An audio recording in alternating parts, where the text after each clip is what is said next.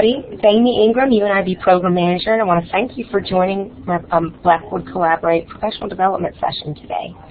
I'd like to get started by, first of all, just explaining a little bit about the UNIV premise and why we designed it the way we did.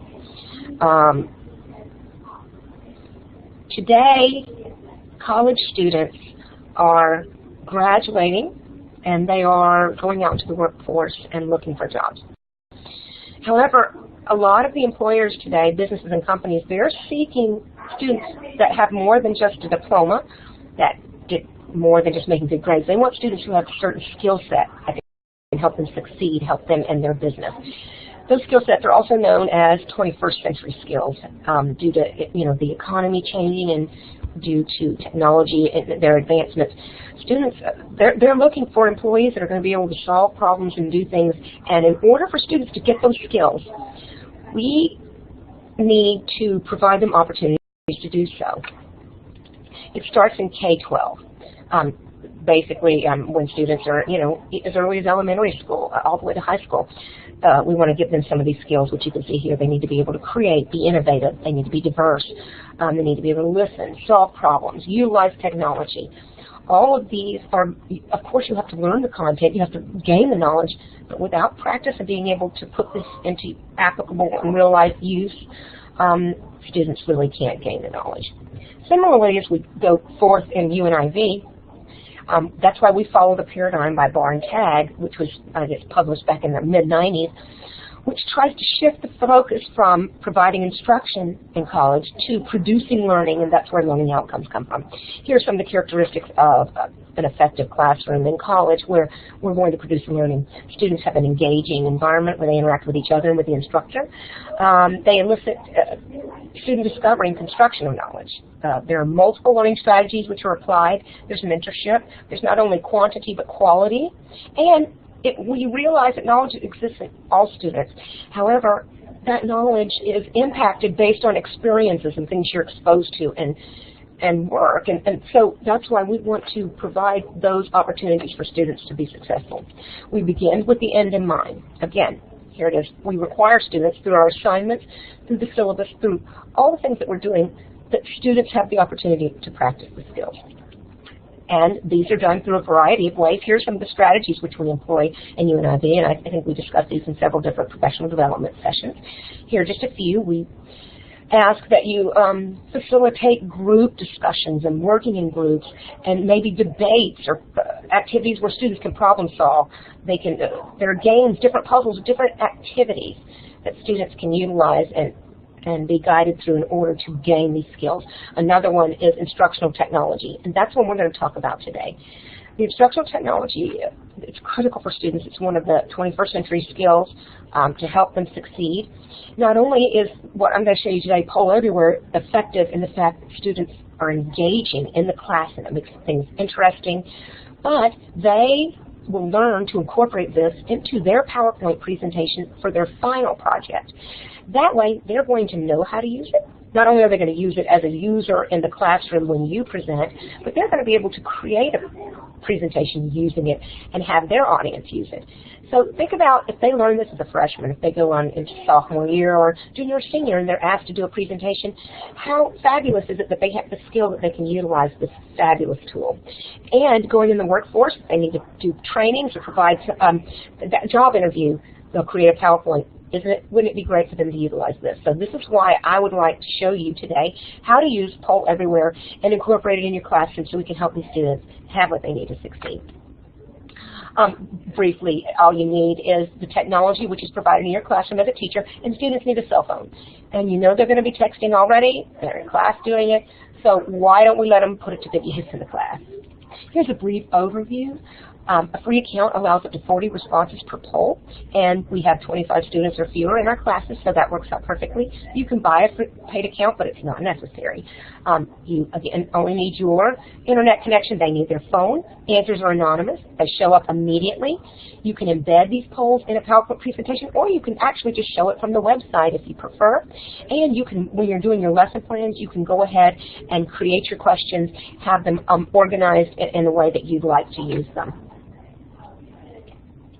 Now, I'm going to show you here how to get started and how to actually use Poll Everywhere. So you need to first sign up for a free account. So to do that, you're going to go to polleverywhere.com. And you're going to sign up for a free account. I have an account, so I'm going to log in.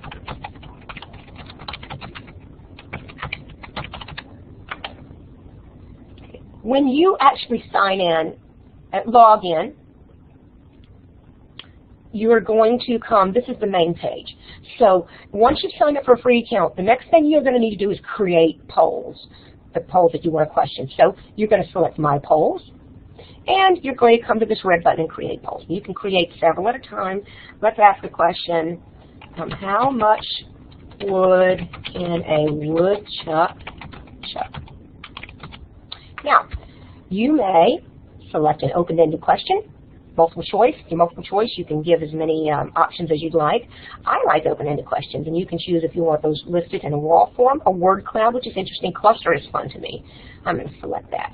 And you can create multiple polls at once. You can go down here and create those. So we're going to select Create. And there is your poll. So it is created. Now, if you're working on a Mac,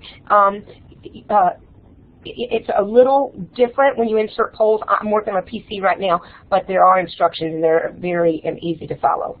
Okay, so now that we've got a poll, now we need to go back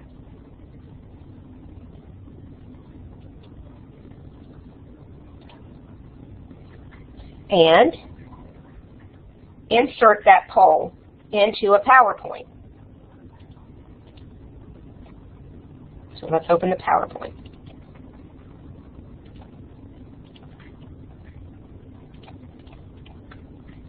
Okay. So once you have created your poll,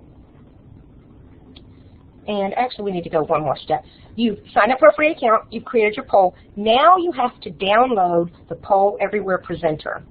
You have to download it on the computer where you're creating the PowerPoint, and you have to download it on the computer where you're going to present the PowerPoint. So make sure you do that in advance. And basically you'll just go to download Poll Everywhere, you'll Google that, you'll download it from Mac or PC, very easy to do.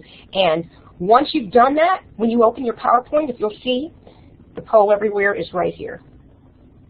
And so to add a slide, you'll select Poll Everywhere, select Poll Slide, and then you get to pick the slide that you want to add. And we're going to pick one of the ones, how much wood would a woodchuck chuck, and you want to insert the poll. The poll has been inserted here, and then for the slideshow, you want to open it, and it should pop right up. Great, and so it's ready. Now, for students to respond, they need to join your session, and you'll have your own user code. I've got AUM Amy here, but yours will be different when you've got a free account. So you want students to sign up and join. Once they've joined it, then they're going to answer their question. I'm going to go ahead and enter my answer. And I'm on my cell phone right now. I'm sending a text. And there you go. You don't know who sent that, but I wrote a lot. And students really enjoy being able to answer in time. Now that you've done that, you can save that presentation and you can show it, and again, students really like it. Another thing I wanted to share with you all is that here on this, I have a YouTube video tutorial, which I will provide you the link with, that you can go and look, and it will remind you of how to do this. You can also come back and view this collaboration as well.